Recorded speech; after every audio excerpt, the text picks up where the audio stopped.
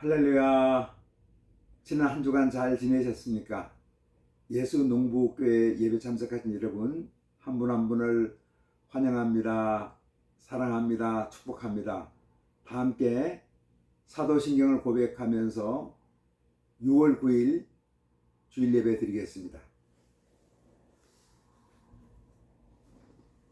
나는 전능하신 아버지 하나님 천지의 창조주를 믿습니다. 나는 그의 유일하신 아들 우리 주 예수 그리스도를 믿습니다. 그는 성령으로 잉태되어 동정녀 마리아에게서 나시고 본디오 빌라도에게 고난을 받아 십자가에 못 박혀 죽으시고 장사된 지 사흘 만에 죽은 자 가운데서 다시 살아나셨으며 하늘에 오르시어 전능하신 아버지 하나님 우편 앉아 계시다가 거기로부터 살아있는 자와 죽은 자를 심판하러 오십니다. 나는 성령을 믿으며 거룩한 공교회와 성도의 교제와 죄를 용서받는 것과 몸의 부활과 영생을 믿습니다. 아멘. 찬송가 187장을 찬송하겠습니다. 비둘기같이 온 요한.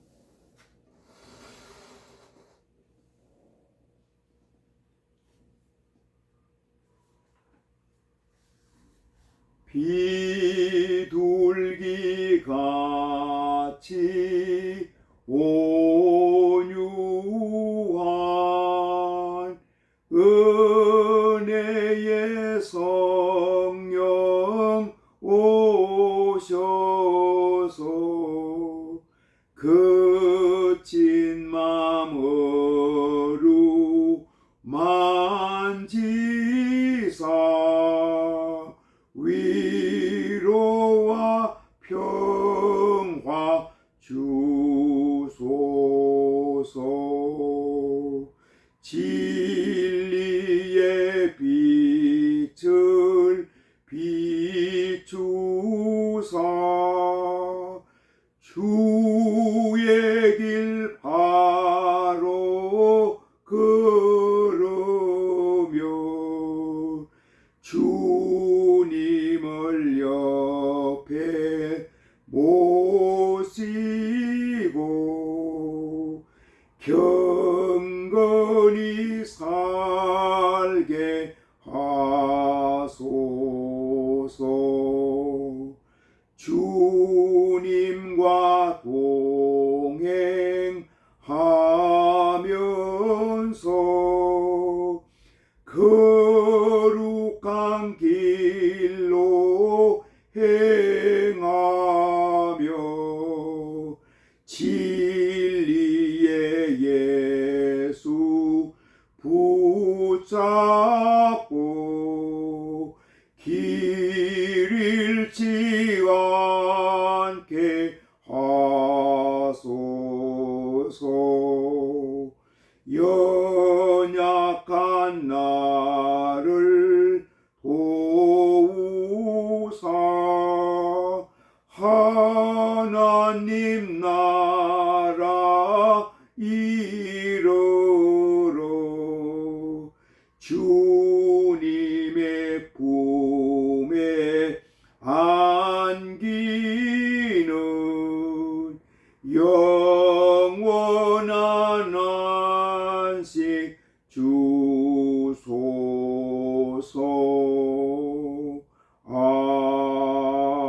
아멘. 하나님 아버지 감사합니다.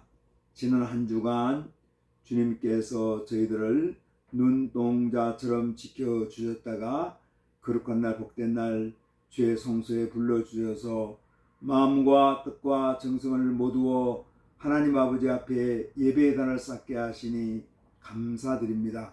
저희 예배 받으시고 저희 한 심령을 성령으로 충만케 하여 주시고 예수님의 생명으로 풍성케 하여 주옵소서. 아버지 하나님 감사합니다. 귀한 예배 드리게 하신 것 감사하고 또 지난 한 주간 세상에 살면서 저희들 이러한 저러한 죄를 지면서 살았습니다. 이 시간 주님께서 저희들에게 주님의 십자가의 보혈로 깨끗게 하여 주시고 정결케 하여 주옵소서. 사죄 연청을 허락하여 주옵소서. 오늘 예배를 드리는 모든 교회를 축복하여 주시고 한국교회를 축복하여 주시기를 원합니다. 교회마다 성령으로 충만케 하시고 주의 말씀으로 새롭게 하여 주옵소서. 늘 또 이곳저곳에서 농사일을 감당하는 이런 농부들을 주님께서 축복하여 주시고 귀한 농사일을 감당할 때 기쁨으로 감사함으로 감당할 수 있도록 인도하여 주시고 농작물이 자라는 귀한 모습 보면서 하나님의 귀한 돌봄의 섭리를 깨달을 수 있도록 주님께서 은총을 더하여 주시기를 아버지 하나님 소원합니다. 눈물로 씨를 뿌리는 자가 기쁨으로 단을 거두는 것처럼 귀한 수고의 결실을 좋은 농작물의 수확으로 맺을 수 있도록 주님께서 함께하여 주옵소서. 오늘도 전국 여러 요양원에서 요양병원에서 맞은 인생의 노후를 보내는 우리 어르신들, 아버님, 어머님을 축복하여 주시고 하나님 아버지 힘든 시간 보내지만 우리 예수님과 동행하는 시간 되게 하여 주시고 늘 그곳에서도 주의 말씀 가운데 찬양 가운데 보낼 수 있도록 주님께서 함께하여 주시기를 아버지 하나님 소원합니다. 천국 소망 갖고 살게 하여 주옵소서. 오늘도 군문에서 군생활하는 우리 젊은이들을 축복하여 주시고 훈련장에서 근무지에서 생활관에서 주님께서 함께하여 주시옵소서. 여러 연약한 자들이 있습니다. 여러 병든 자들이 있습니다. 우리 주님 힘든 때 지나가지만 우리 주님께서 주님의 보혈로 병든 몸 깨끗하게 하여 주시고 온전하게 회복될 수 있도록 인도하여 주시기를 아버지 하나님 소원합니다. 마음이 상한 자들이 있습니다. 하나님 관계로 힘들어하는 사람들도 많이 있습니다. 우리 주님께서 그들의 마음을 치료하여 주시고 회복시켜 주시며 막힌 담들이 잘 풀어져서 모든 관계들이 회복될 수 있도록 우리 주님 도와주시고 함께하여 주시옵소서. 우리 대한민국을 축복하여 주시고 여러 가지 또 정치적인 견해로 이렇게 마음들이 갈라지고 나눠진 가운데 있지만 서로가 남을 나보다 낮게 여기고 서로 화합할 수 있는 하나 될 수 있는 역사를 허락하여 주시기를 아버지 하나님 소원합니다. 하나님 아버지 오늘도 말씀으로 새롭게 하여 주시고 말씀 가운데 주님의 귀한 음성 들을 수 있도록 역사하여 주옵소서. 예수님 이름으로 기도드리옵나이다. 아멘. 우리 주기도문 함께 드리겠습니다. 하늘에 계신 우리 아버지, 아버지 이름을 거룩하게 하시며 아버지의 나라가 오게 하시며 아버지의 뜻이 하늘에서와 같이 땅에서도 이루어지게 하소서. 오늘 우리에게 일용할 양식을 주시고 우리가 우리에게 잘못한 사람을 용서해 준 것 같이 우리 죄를 용서하여 주시고 우리를 시험에 빠지지 않게 하시고 악에서 구하소서. 나라와 권능과 영광이 영원히 아버지의 것입니다. 아멘. 할렐루야. 감사합니다. 저는 개인적으로 지난 한 주간을 충남 계룡시에 있는 한 교회에서 말씀을 전할 기회가 있었습니다. 우리 예수농복교회는 이렇게 비대면으로 드리는 예배인데 그 교회 가서 대면 예배를 드리면서 또 큰 은혜를 경험했습니다. 그래서 예배는 함께 서로 마주보고 또 목회자와 성도가 마주보고 말씀을 나누면 참 좋은데 저희들은 한계상 비대면 예배로 드립니다. 그렇지만 한 가지 확실한 것은 또 우리 예배 가운데 우리 성령님께서 우리 하늘 아버지께서 우리 예수님께서 이 예배를 통해서 우리에게 필요한 은혜도 주시고 또 예수님의 생명도 주시고 말씀도 주시는 것을 믿습니다. 쓴뿌리 치유라는 제목으로 말씀을 전하고 있는데 오늘은 10번째 시간으로 마지막 시간입니다. 오늘 말씀 제목은 절제는 충동주의자의 쓴뿌리를 치유한다, 이런 제목으로 말씀을 드리겠습니다. 지난주 제목은 온유는 권력 추구자의 선뿌리를 치유한다 했습니다. 우리가 선뿌리를 만들어내는 사람들의 성향을 우리가 9가지로 분류하고, 이 선뿌리를 만드는 사람의 그 선뿌리를 성령의 9가지 열매, 성령의 9가지 성품을 적용해서 치유하는 과정이 선뿌리 치유의 과정입니다. 오늘은 이제 충동주의자의 선뿌리를 한번 생각해 보겠습니다. 우리 주변에 충동적으로 살아가는 사람들이 종종 있습니다. 충동적으로 살아가는 사람들을 우리는 보통 질주하는 유형의 사람이다, 이렇게 이야기합니다. 길을 쫙 그냥 달려가는 거죠. 이들은 나의 길을 가는 것이 전부이다 하는 표를 갖고 살아갑니다. 이들은 브레이크 없이 마구 달려가는 트럭과 같습니다. 이들이 운전하는 차는 사람들 치이기도 하고 다른 자동차를 들이받기도 합니다. 이들은 자기의 길을 어떤 누구의 간섭도 받지 않고 가려고 합니다.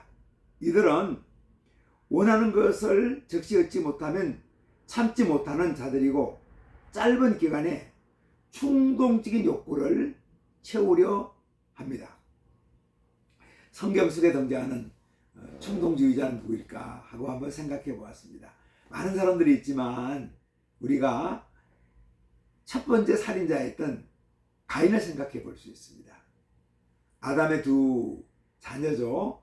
가인과 아벨이 있었는데, 하나님께서 아벨의 제사는 받으셨는데 가인의 제사는 받지는 않았어요. 그러니까 가인이 이렇게 생각했습니다. 하나님께서 아벨만 편애한다. 나를 사랑하지 않고 아벨을 더 사랑하지 않는 것 같아. 그러면서 이 아벨을 편애하는 하나님에 대해서 분노를 드러내는 거죠. 그래서 어떻게 합니까? 아벨을 돌로 쳐서 죽입니다. 이러한 가인이 충동주의자였습니다. 또 한 사람도 생각해 볼 수 있습니다. 이삭의 쌍둥이 두 아들이 에사, 야곱입니다. 그 첫째 에서가 충동주의적인 사람입니다. 에서가 밖에 외출했다 돌아오면서 배가 고팠어요. 그런데 동생 야곱이 팥죽을 끓이고 있었습니다.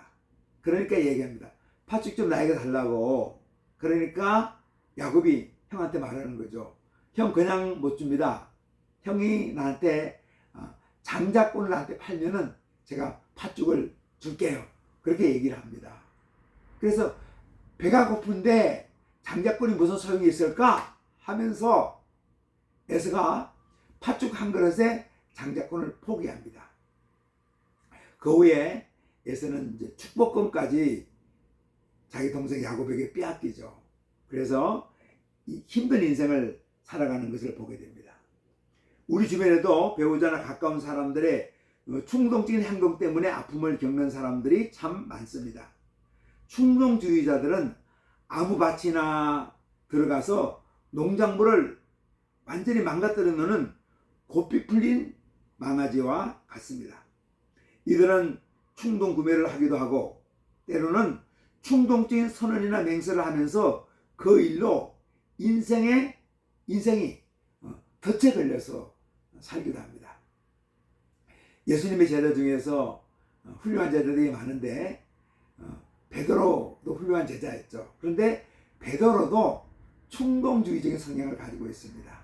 예수님께서 잡히시던 날 저녁에 대제사장의 종이었던 병졸, 우리가 말고라고 합니다.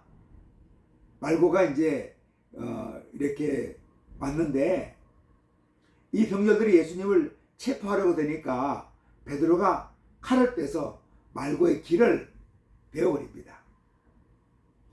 이때 예수님은 말고의 귀를 붙여주면서 이렇게 말씀하시죠. 금을 쓰는 자는 금으로 망한다. 사실 베드로가 어떤 사람입니까? 베드로가 훌륭한 제자지만 충동적인 성격을 가지고 있어서 불의한 일을 못 보고 그냥 충동적인 행동을 하는 겁니다. 물론 베드로의 행동이 예수님을 위한 행동이었기 때문에 완전히 나쁜 것이라고 볼 수는 없습니다. 그러나 충동주의자가 쓰는 무력을 함부로 사용하는 그런 충동주의자였습니다. 그러나 베드로 인생이 전부 다 그런 건 아닙니다. 우리 베드로후서 1장에 보면은 베드로가 그 예수님의 성품을 얘기하면서 절제를 얘기하고 인내를 얘기하고 사랑을 얘기하면서 그 마지막에는 성령으로 충만한 자기 삶이 변화되는 것을 보여주죠. 충동주의적이었던 베드로의 삶이, 인생이 주님과 함께 하면서 또 예수님의 사역을 하면서 완전한 성령의 사람으로, 절제의 사람으로, 인내의 사람으로, 온유한 사람으로 우리가 바뀌는 것을 우리가 보게 됩니다. 그러면은 일반적으로 충동주의적인 사람들은 어떤 특성을 가지고 있을까요? 한번 생각해 보려고 합니다. 충동주의자들은 취향이나 감정을 행동하는 명령으로 받아들입니다. 왜 그렇게 했느냐고 묻는다면 그냥 하고 싶어 했다고 말합니다. 다른 이유가 없어요. 이들은 행동의 결정을 자신의 취향이나 감정에 따라 합니다. 충동적인 사람들은 자신의 충동적인 욕구를 즉시 만족시키려고 합니다. 이들은 기다릴 줄을 모릅니다. 사실 우리가 인생을 살아가면서 어떤 결론을 내립니까? 인생은 기다리는 것이다. 기다림이 인생의 가장 정수라고 우리가 믿게 됩니다. 그런데 충동주의자는 기다릴 줄을 모르죠. 어떤 욕구가 생기면 당장 그 욕구가 실현되어야 합니다. 충동주의자의 주변 사람들은 그들의 충동주의적인 욕구를 수용하도록 강요를 받습니다.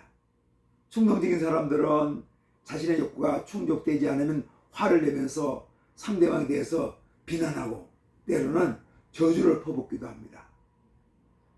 충동적인 사람은 극단적인 개인주의적인 성향을 가집니다. 그들은 말합니다. 내가 하는 일이 너를 방해하면은 미안하다. 그러나 나는 나의 길을 갈 수밖에 없다. 이들은 스스로의 행동을 절제할 수 없는 아픔 때문에 고통을 겪기도 합니다. 그러면 충동주의자가 어떤 쓴뿌리, 독성을 가지고 있는가를 한번 살펴보겠습니다. 첫째, 충동적인 사람들과 함께 있으면 주변 사람들이 불안합니다. 주변 사람들은 이 사람이 무슨 행동을 할까 염려하면서 걱정과 근심 가운데 살게 됩니다. 충동적인 사람과 맺는 인간관계는 짧게 끝날 때가 많습니다. 결혼관계를 지속할 때도 그 혼인관계가 그렇게 오래 지속되지 못합니다. 혼인관계가 오래 지속되더라도 충동주의자의 주변 사람은 어떻게 지냅니까? 아주 힘든 결혼 생활을 할 수밖에 없습니다. 충동적인 사람의 무책임한 행동은 주변 사람들을 때로는 화를 일으키기도 하고 그들에게 분노를 일으키기도 합니다. 그래서 많은 쓴뿌리를 만들어내죠. 둘째, 충동적인 사람들은 모든 게임이 끝났을 때, 여기서 게임은 어떤 일이죠. 일이 끝났을 때 매우 외롭습니다. 사람의 행동에는 열매가 있어야 보람도 있고 의미도 있습니다. 그런데 충동적인 사람의 행동에는 열매가 없습니다. 주변 사람은 충동적인 행동을 하는 사람의 행동을 구경거리로 구경할 수는 있죠. 그러나 이들은 뒤돌아서면 충동적인 행동을 하는 사람에 대해서 온갖 비난과 때로는 저주를 퍼붓기도 합니다. 네로 황제의 경우가 그런 경우죠. 로마를 불태웁니다. 시상을 떠올리게 하기 위해서 로마를 불태우면서 불타는 로마에 하고 눈물을 흘리는데 그 눈물방울 몇 방울 흘리면서 로마를 불태우는 그런 충동적인 일을 합니다. 그러나 결과는 어떻습니까? 외롭습니다. 그 결과로 자기가 왕자리를 내려놓아야 하는, 또 많은 사람들에게 고통을 주는 그런 우를 범하게 됩니다. 셋째, 충동주의자는 지나친 쾌락에 빠져 인생이 망가집니다. 사람들은 거절당할 때 고통을 경험합니다. 한두 번의 거절로 인한 고통을 견딜 수는 있지만 계속되는 거절로 인한 고통을 견디는 것은 힘듭니다. 사람들은 고통을 극복하고자 자연스럽게 쾌락을 추구해야 되지만 쾌락의 효과는 일시적입니다. 그런데 충동적인 사람은 고통을 견디는 일이 더 힘들어져서 더 자극적인 쾌락을 추구합니다. 쾌락 추구는 지나친 음주 또는 마약, 도박, 성적 집착 등으로 나타납니다. 이런 걸 계속하다 보면 그들의 인생이 망가집니다. 그리고 충동적인 사람들이 그런 쾌락에 빠진 행동들은 대개의 경우 어떤 중독적인 증세로 마치는 경우가 참 많습니다. 중독된 인생이 얼마나 불행합니까? 그래서 충동주의적인 인생이 쾌락을 추구하다가 인생이 망가지는 걸 보면서 우리가 안타까울 때가 참 많이 있습니다. 그러면 충동주의자의 선풀을 어떻게 치유할까요? 성령의 9번째 열매가 절제입니다. 우리 한번 성령의 열매 한번 생각해 보죠. 사랑, 희락, 화평, 인내, 자비, 충성, 온유, 절제, 이렇게 9가지 열매를 우리가 한번 생각해 볼 수 있습니다.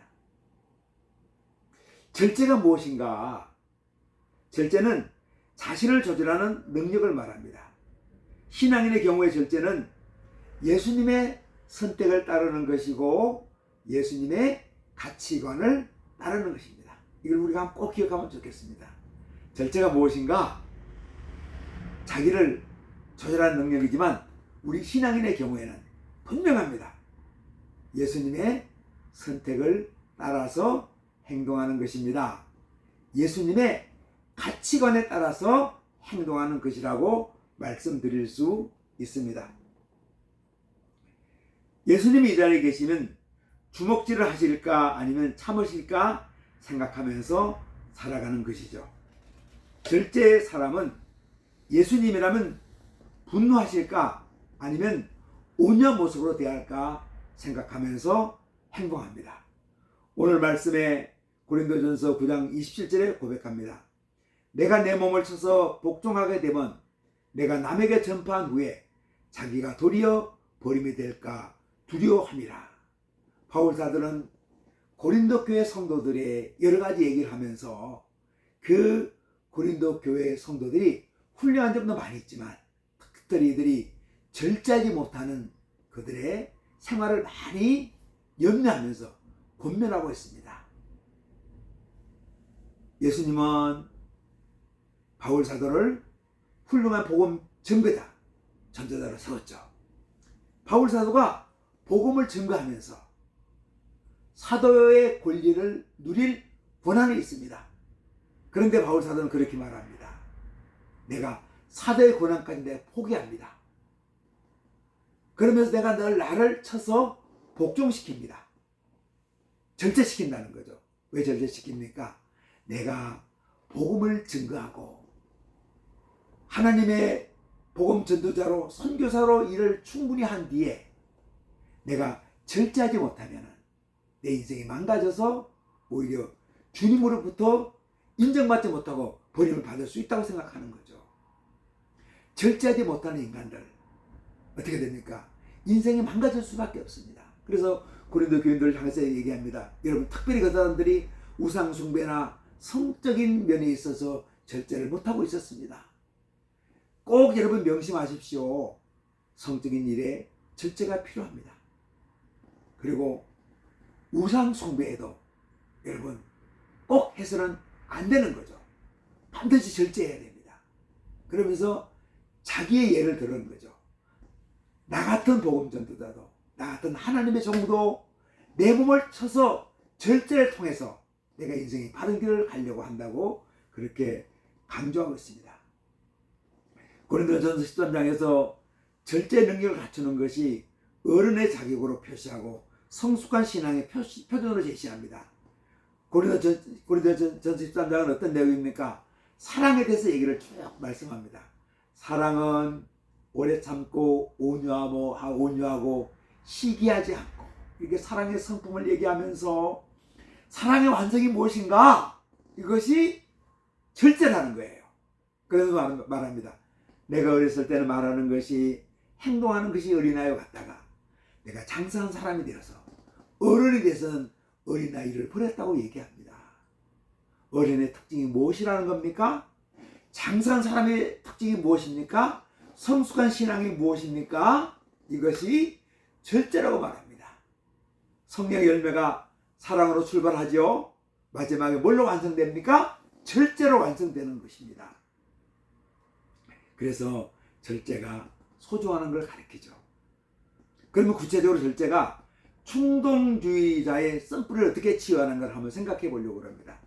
첫째, 절제 능력을 갖춘 신앙이 성숙한 신앙입니다.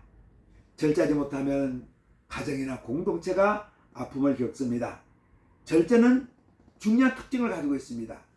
자기 자신을 향해서 해야 한다는 것입니다. 우리는 다른 사람을 절제할 수 없고 다른 사람이 나를 절제할 수도 없습니다.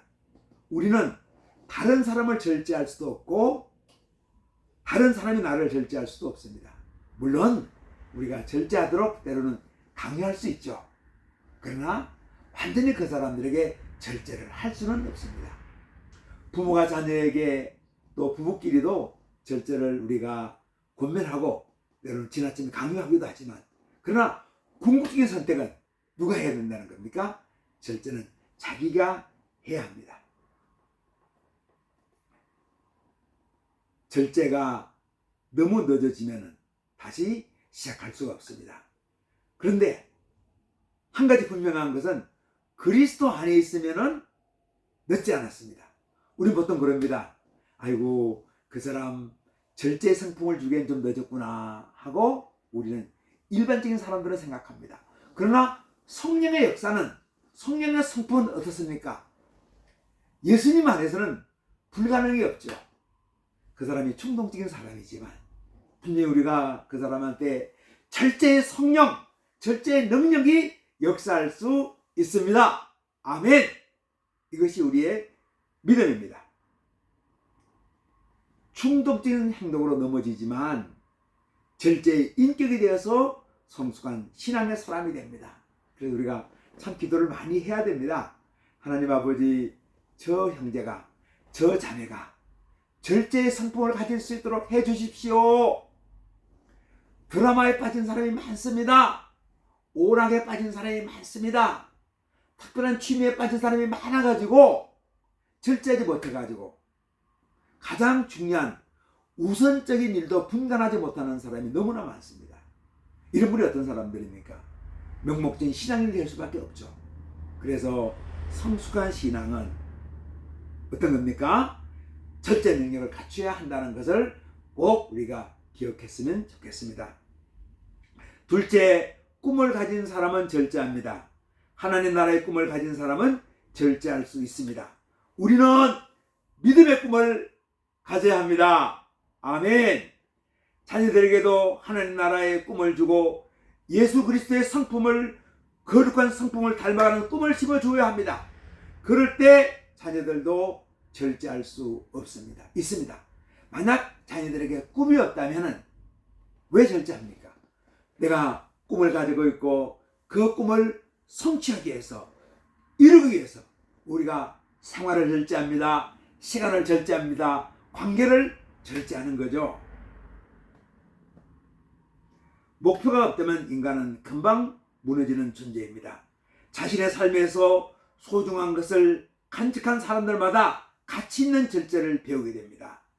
충동적인 사람을 꿈꾸는 자로 변화시켜야 합니다. 이것이 우리의 교육의 목표가 되어야 합니다. 젊은이들이 꿈을 꾸고 우리 노인들도 꿈을 꾸고, 노인들도 천국소망 꿈을 갖고 있지 않습니까? 농부들도 꿈을 꾸고, 어부들도 꿈을 꾸고, 군인들도 꿈을 꾸고, 여성이고 남성이고 모든 대한민국 사람들, 지구상에 모두 있는 사람들이 꿈을 꾸면서 살아가면 좋겠습니다. 이럴 때 꿈 있는 사람들은 그 꿈을 성취하기 위해서 절제할 수밖에 없는 거죠. 우리 신앙인은 누굽니까? 믿음의 사람은 누구입니까? 예수 그리스도 안에서 꿈을 꾸고 살아가는 사람들입니다. 그래서 꿈을 이루기 위해서 우리가 절제합니다. 셋째, 절제의 사람은 충동적인 사람에게 강력한 브레이크 역할을 해야 합니다. 자녀가 아직 어렸을 때는 충동적인 행동을 상벌로 다스릴 수도 있습니다. 그러나 충동적인 행동을 하는 사람에게 계속해서 잔소리하는 것은 해결책이 되지 못합니다. 반복적인 잔소리는 사람의 마음을 혼동시키고 분노를 가중시켜서 그 행위를 증폭시킵니다. 지혜로운 훈계로 충동적인 사람을 권면합시다. 충동적인 사람이 절제하는 사람의 아름다운 삶의 모습을 경험하면서 지켜보면서 그들의 선뿌리가 조금씩 치유되고 아름다운 절제의 성품이 그들의 인격이 됩니다. 무슨 얘기입니까? 절제의 사람의 아름다운 삶이 충동적인 사람의 삶의 모델이 되는 경우에 충동적인 성품이 조금씩 변화되면서 그들의 성품이 치유된다는 거죠. 물론 쉽지는 않습니다. 그러나 가능하죠. 주님 안에서 가능합니다. 잠언 13장 3절에 입을 지키는 자는 그 생명을 보존하나 입술을 크게 벌리는 자에게는 멸망이 오느니라 말씀하고 있습니다. 무엇을 절제합니까? 입술을 절제하라는 얘기죠. 우리의 언어를 절제하라는 겁니다. 우리의 대화 생활할 때 꼭 우리가 하지 못할 말, 해서는 안 될 말을 절제하라는 거죠. 잠언 25장 11절에 말합니다. 경우에 합당한 말은 언쟁반의 금사가니라. 우리가 어떻습니까? 필요 없는 말을 절제하고 꼭 필요한 말을 우리 사람들에게 해줍니다. 격려가 되기도 하고 권면이 되기도 하고 그들에게 용기를 주기도 합니다. 얼마나 아름다운지 모릅니다. 우리가 언어 생활에 절제하는 것은 그들의 성숙한 인격을 보여줍니다. 잔소리가 아니라 격려의 말이죠. 입에 달린 말이 아니라 마음속 깊은 곳에 나오는 한두 마디 말이, 한두 마디 이야기가 그들의 심금을 울려주고 그들의 삶을 변화시킬 수 있습니다. 꼭 입술의 절제 참 필요합니다. 한번 따라합시다. 경우에 합당한 말은 언쟁만의 금사가입니다. 언어 생활에 승리할 수 있는 것은 입술의 절제를 하면은 우리가 얼마나 많은 아름다운 열매를 맺어갈 수 있는지 모릅니다. 우리가 꼭 절제해서 절제 삶을 통해서 우리 주변에 충동적인 사람을 변화시키고 그들도 절제의 사람으로 살아가도록 우리가 동기를 부여해주는 그런 은혜가 있기를 주님의 이름으로 축복합니다. 기도하겠습니다. 하나님 아버지 감사합니다. 우리도 지금까지 살면서 절제하지 못할 때가 참 많이 있었죠. 그렇지만 성령의 9가지 열매, 성령의 9번째 성품인 절제가 우리 삶에 들어와서 우리 삶을 변화시켜 주시고 우리 인격이 절제의 인격이 되어서 성령의 9가지 열매를 완성시키는 역사가 있게 하여 주옵소서. 그래서 우리 주변에 충동적인 사람들이 변화돼서 그들이 예수님의 성품을 갖게 돼서 우리 사회가, 우리 교회가, 우리가 속한 공동체가 더욱 아름다운 공동체가 되기를 주님께서 역사하여 주옵소서. 예수님 이름으로 기도드리옵나이다. 아멘. 여러분 감사합니다. 축도하겠습니다. 이제는 우리 각 사람의 구주 되시고 우리 가정 호주 되시며 교회의 머리가 되시는 예수 그리스도의 은혜와 하나님 아버지의 자비하시고 긍휼하시고 온전하신 사랑하심과 성령님의 감동, 감화, 교통, 내주 충만케 하는 역사가 여기에 머리 숙인 주님의 귀한 자녀들과 우리 예수 농복교회 성도들과 주님의 이름으로 모인 모든 한국교회와 우리 대한민국 교회, 또 세계 열방에서 주님 나라를 위해서 애쓰는 주님의 사랑하는 자녀들 위해 이제로부터 영원토록 함께 계시기를 간절히 축원하옵나이다. 아멘. 여러분 감사합니다.